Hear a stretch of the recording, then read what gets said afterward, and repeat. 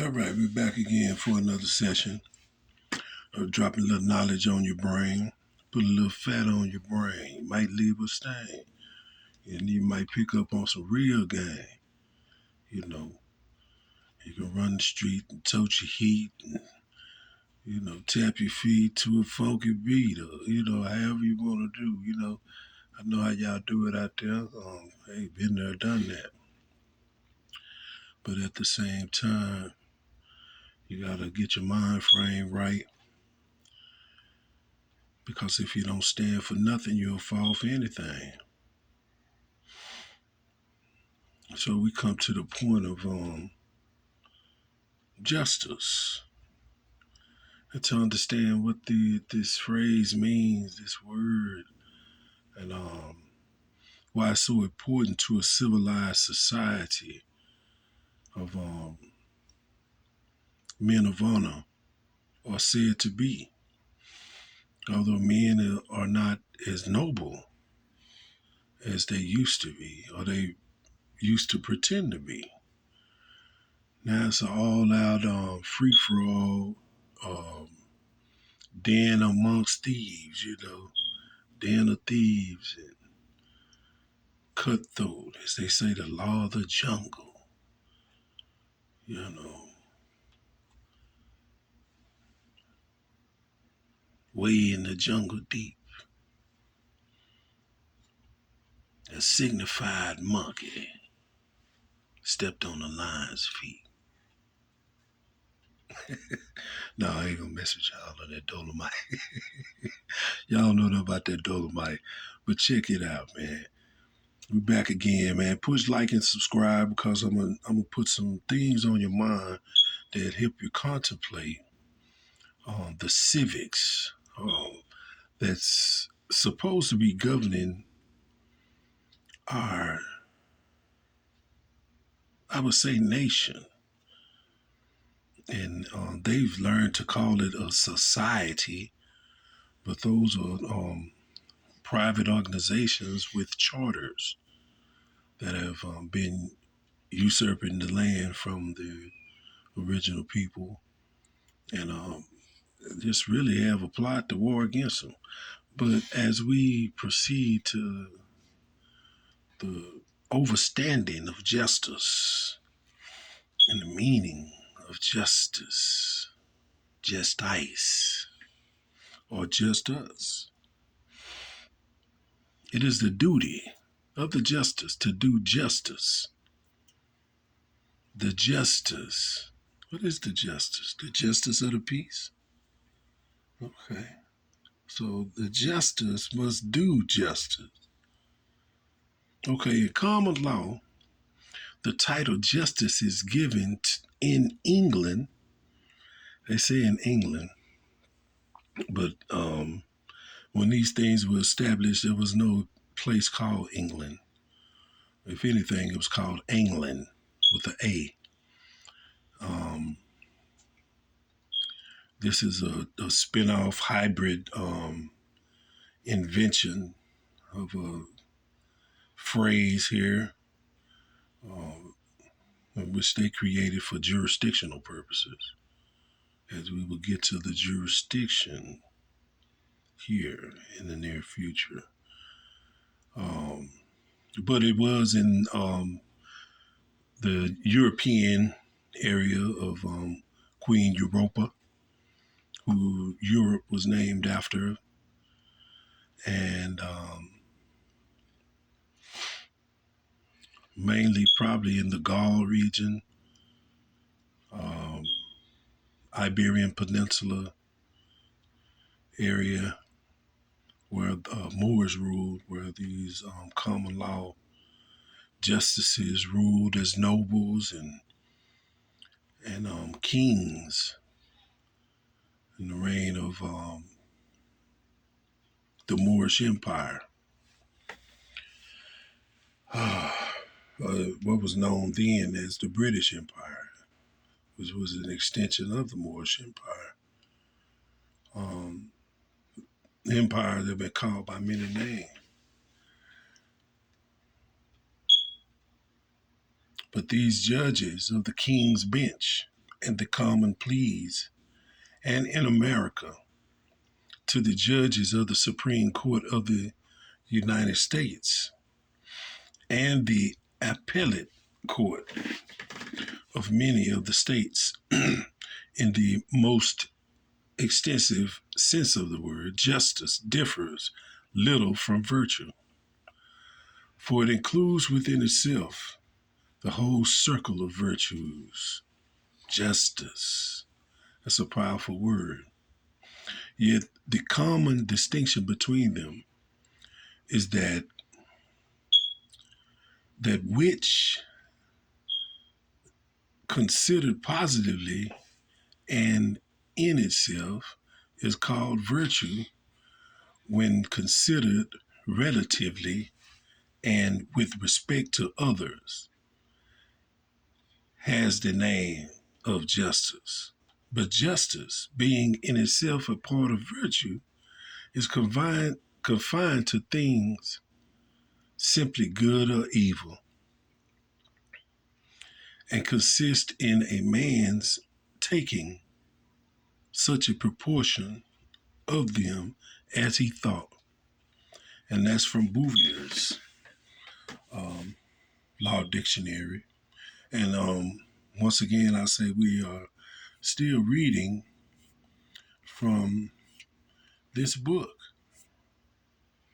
the Common Law Handbook for Jurors, Sheriffs, and Bailiffs, that I'm trying to turn you guys on to, because we the people that they signed contract with and took an oath to protect, because we the people. Now we the people are the justices, and we the people have virtue and right to enforce the law, and the right to differentiate between good or evil consist in a man taking such a proportion of them as he ought. Now let's see what the source of virtue is. Now found in Luke. Now they're going back to the Bible. So this biblical stuff this is some ancient stuff, man. So this goes way beyond the times of kings. Well, they want to say England. You see what I'm saying? So I'm not looking for discrepancies. I'm just looking for factual information to set a precedence on what should be stood on as principles in the environment conducive for human habitation. You know what I'm saying? Non-commercial, non-fiction. You know what I'm saying? Not for hire, but just people. We the people. Without all the tags, the citizenships, and all of these things of this nature created by corporations. And memberships and all this ending with a ship, a maritime admiralty jurisdiction manipulation going on in there. So you have to pay attention. Okay, the source of virtue found in Luke, the Bible, 6:19. And the whole multitude sought to touch him, for there went virtue out of him and healed them all. Virtue healed them all. Therefore, justice is to reflect divine qualities, as we read in Philip 4:8. Back to the Bible again. Now, what book are we in now? We're in, what is this here? Let's go back to it again now. We the people. This is the Common Law Handbook for Jurors, Sheriffs, and Bailiffs. Okay. We just want to be clear about this. And the source of virtue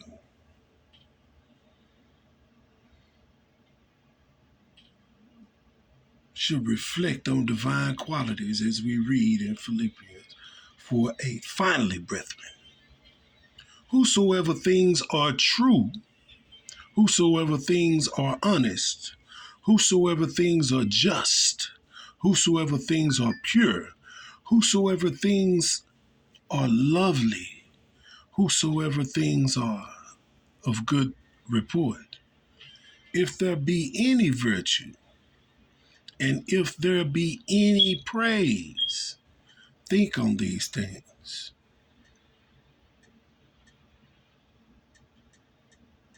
Is if there are to be any virtue. Okay, Philip. Now, sheriff, they say this is the top cop. Is he a justice? Let's read this quote here. America would never be destroyed from the outside if we falter and lose our freedoms. It will be because we destroyed ourselves. That's a quote from Abraham Lincoln.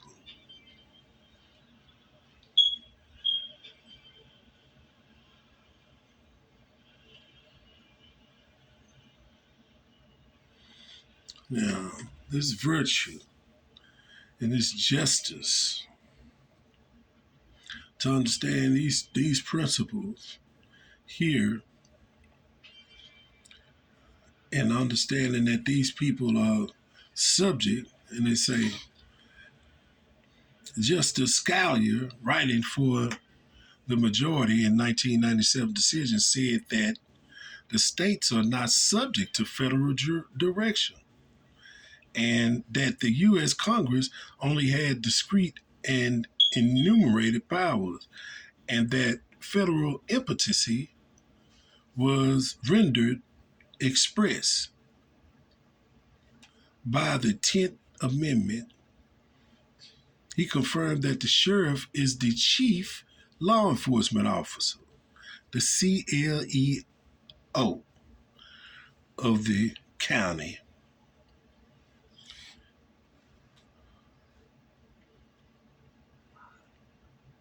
And also proclaimed that the states retained an irrevocable sovereignty. Scalia went further in this landmark decision, one in which two small town sheriffs headed the feds off at the pass and sent them on their way. Scalia, in his infinite obligation to the Constitution, took this entire ruling to the 10th power when he said the Constitution protects us from our own best intentions so that we may resist the temptation to concentrate power in one location as an expedient solution to the crisis of the day. Obviously, the sheriff is the people's last line of defense against a government gone rogue. Well, if that's the case, then man, we in trouble. Because the sheriffs have overstepped their bounds and let others overstep their bounds and supersede the authority that was given to any position that they hold or held at this point. Now, the county sheriff is the last line of defense when it comes to upholding and defending the Constitution. The sheriff's duty and obligation go far beyond writing tickets, arresting criminals, and operating jails.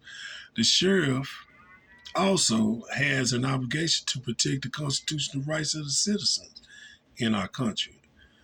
This includes the right to free speech, the right to assemble, and the right to bear arms. Remember that oath. the right to bear arms, the right to assemble, and the right to free speech. It's a very powerful paragraph. Now, these sheriffs took an oath to uphold and defend the Constitution from enemies, foreign and domestic. In the history of our world, it is the government tyranny that has violated the freedoms granted to us by our Creator more than any other. And it, it is the duty of the sheriff to protect their counties from those that would take away our freedoms, both foreign and domestic. Whether it is a terrorist from Yemen or a bureaucrat from the Washington, D.C., which both the bureaucrat and the Yemen supposedly terrorist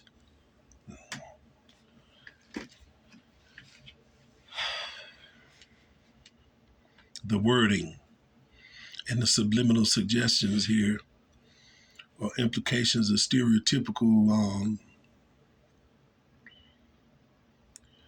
projections that they want you to conceive in your mind, while they both are foreign. Because Washington, D.C. is the only place that is the United States. Besides Guam, what they say, Alaska. Besides that 10 square miles in D.C., those are the only ones that qualify. Well, Puerto Rico falls into the category of the U.S. Territory. But all the other land is just that. And we'll go into that, the name of that, Amaraka, Amaraka, Amaraka, Amaraka, Amaraka, Amaraka, Amaraka. No, just playing with the word to let you see the semblance. And before I show you the semblance and the actualization of the morphology of the word America.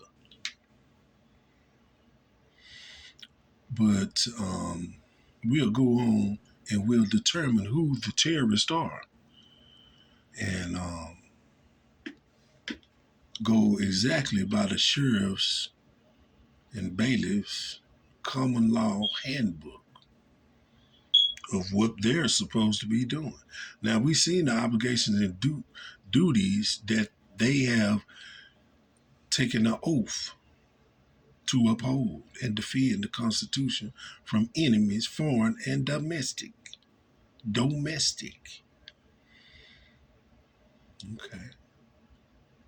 So, and it's an admission in the book that government tyranny has violated the freedoms of the people. And with that, I reflect to a document that was presented lawfully, not under any legalese fiction, but under international law. This is a lien here placed internationally on sheriff. Now, this is from the Moorish National Republic federal government. It's a society, a republic society. It's Americanos, which is America. That's a Latin, that's Moorish Latin phrase there. A lot of people have a discrepancy of determining what Moorish Latin is, but it's basically Spanish, what they started calling Spanish, that people spoke from the times of when they called parts of this land Hisparedes, the Hisparedes, things of that nature. But that's another history lesson I'll have to teach too. Now, there's Moorish National Republic federal government. Now, we keep seeing this republic. See, the republic is we the people, not Democrat, but republic is we the people, for the people, by the people. I'm not a Republican. I told y'all that. Now, this is an affidavit for written initial universal commercial code financial statement, fixture filing, land, and commercial lien under the National Safe Harbor Program, whereby nationals who file written UCC1 claims can file UCCs in any state. And this is to the sheriff. Now let's see what they have to the sheriff. They put all the information, and we can see it went through all the formalities of establishing what the full faith and value is of the written document. I think this may become a negotiable instrument in some form because it is a lien. It says universal for written finances statement, acceptance of the record by the filing office constitutes filing. Okay, so it says that again. It goes over some more information. And then right here it says the debtor name.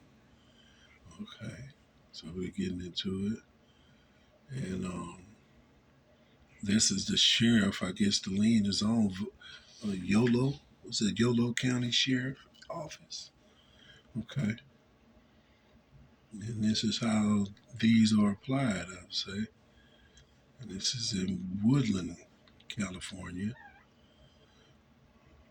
Okay, so the Yolo is it's actually an indigenous name of a family that lived there, that was prevalent in the area. In California, there are some tribes. You got the Pomo, got a lot of different tribes, the Apaches and stuff coming out of SoCal. Um,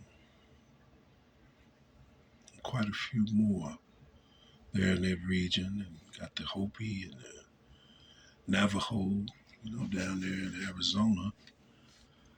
And these are all Moorish tribes, Moorish families that live here on the plains and throughout North, South, and Central America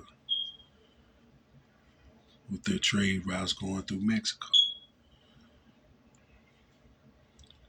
Okay.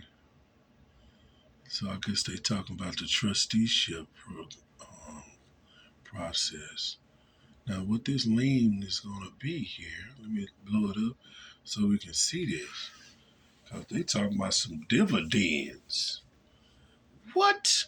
Collateral for this financial statement covers the following collateral. This financial statement covers the following collateral. The collateral covered by this financial statement is the indebtedness of the debtor to the secured first party creditor in the sum certain amount of, that's a lot of zeros, man.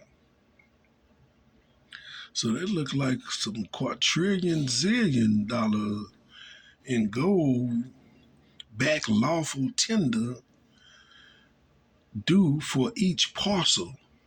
The debtor is foreign by origin and squatting upon the fraudulent and treasonous use of the Indian Appropriation Act to sell and withhold the land to which this the sister that filed this particular document. Ahavaya Shemaya et Nishimata, not Nishamati, Medaberet El Nope. and all the Moorish American nationals of the National Republic Federal Government.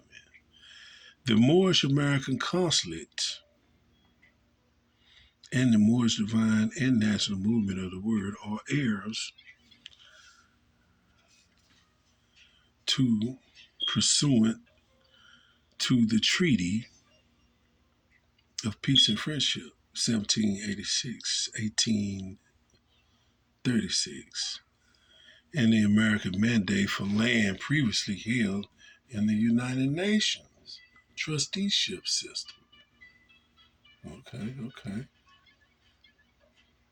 1947 in Geneva, Switzerland, and the Constitution for the United States, 1971, nunc pro tunc. This true bill in commerce has been executed pursuant to the following uniform commercial codes that govern the sovereign secured first party creditor. Okay, so it runs down the reasons and means by which they could file, and stating their stance is it has been signed and sealed, as said here in the Library of Congress Photo Duplication Service, Acting Chief Shirley M. Berry on November 8th, 07. Nobody has heard about all of this. You know, this type of stuff don't even make it to the news. And the creditor's notice against the liable parties is the judgment res judicata stare decisis right of the secured party. Now, they say res judicata stare decisis. I mean, that's a Supreme Court decision and a judgment that has been passed. And they wrote a writ of replevin. That's an international commercial claim, aboriginal and imperial claim, antiquity claim. This is a filing to encumber the land, property, real estate, and all commercial transactions by the debtor, all principals and agents. Also pursuant, and it gives the law here, the commercial codes that are attached and enforce security interests and all this. And it says that all contracts with the United States corporation, company, or canceled effective September 11, 2018. New contracts with the Moorish National Federal Federal Government for the debtors are as follows. All debtors named above have current contracts with the Moorish National and at North America, which is the Treaty of Peace and Friendship, the Constitution for the United States, 1791, and this UCC 1 financing statement, whose document, the Moorish American Consulate record number for this lawful documentation is MACN 5 1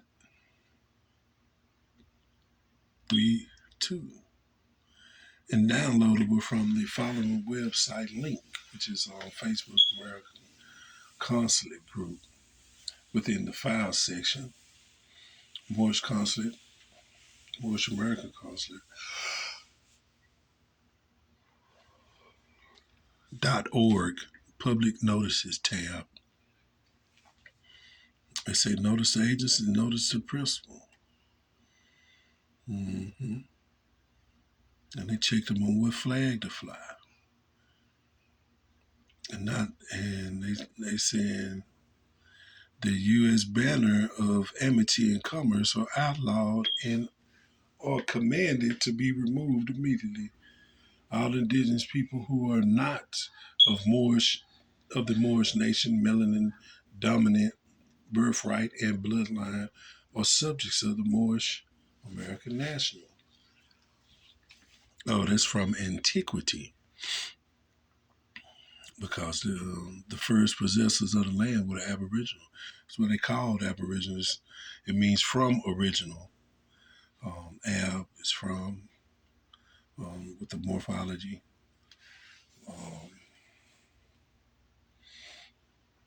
but this is what I want to say as far as the sheriff. What this has to do with the sheriff, this is a lien, and it's a call to Article 3 court for a cause of action, and is it issued an arrest warrant seized by the provost marshal and transferred to Guantanamo Bay prison, deported. Oh, so this is for all those foreign nationals occupying the land unlawfully who have been here usurping the land from the Aboriginal people. And they saying the sheriff is party to it, and he has been served a lien on the UCC filings. Now you say, how is this possible? Well, let's see just how this is possible. It said the people should stand up. I believe I read on the last video. It says you should stand up. So with you being standing at all times, you have a standing at law, which are your unalienable divine rights. And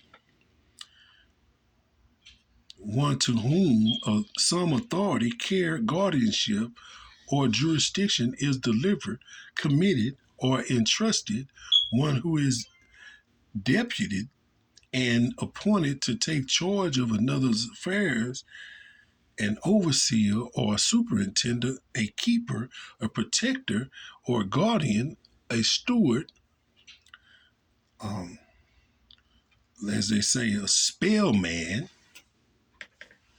a sheriff, sheriff's officer, and duty,